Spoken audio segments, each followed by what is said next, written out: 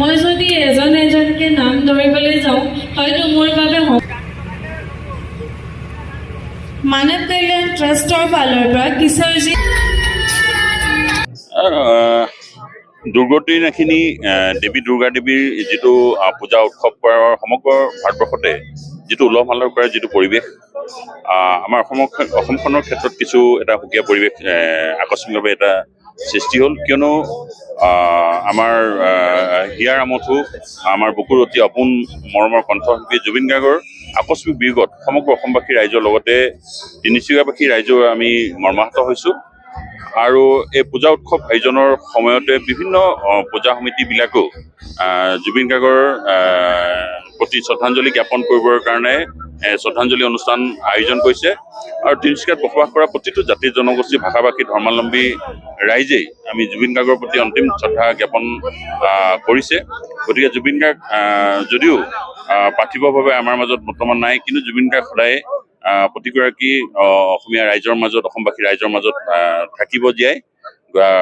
গতিকে তেনে পৰিপ্ৰেক্ষিতত আজি আমি বিভিন্ন পূজা সমিতিবিলাকৰ মণ্ডপসমূহত গৈছোঁ আৰু প্ৰতিখন পূজা সমিতিয়ে জুবিন গাৰ্গৰ প্ৰতি মণ্ডপত এই জুবিন গাৰ্গৰ শ্ৰদ্ধাঞ্জলি অনুষ্ঠান ৰাখিছে।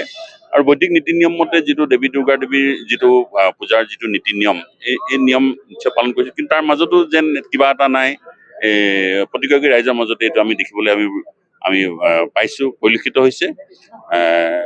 যিয়ে নহওক, তাৰ মাজতে আমি সকলো ৰাইজৰ আমি কুশল মংগল কামনা কৰোঁ। দেৱী মাৰ ওচৰত আমি আশীৰ্বাদ আমি বিচাৰিছোঁ, যাতে আমাৰ মাজত থকা ভাতৃত্ববোধ, মৰম চেনেহবিলাক যাতে জীয়াই থাকে, তাকে মই কামনা কৰিছোঁ। आज श्री मारवाड़ी दुर्गा पूजा कमेटी आज अपने 75वें वर्ष का में प्रवेश करी है। इस वर्ष इस मार्मिक घटना को लेकर हम सब मर्माहत हैं, सारे असमवासी, सारे भारतवासी। तो उस पूजा में हमने बहुत ही धार्मिक प्रवृत्ति से धार्मिक अनुष्ठान को ही समाहित किया है। कोई भी सांस्कृतिक कार्यक्रम, कोई भी दूसरा कार्यक्रम हमने नहीं लिया है। जो एक लाइव भजन का कार्यक्रम है वो सब स्थगित किया है। और हम चाहते हैं कि गोविंदा की आत्मा को शांति प्रदान करें, और यही हमारा उद्देश्य है।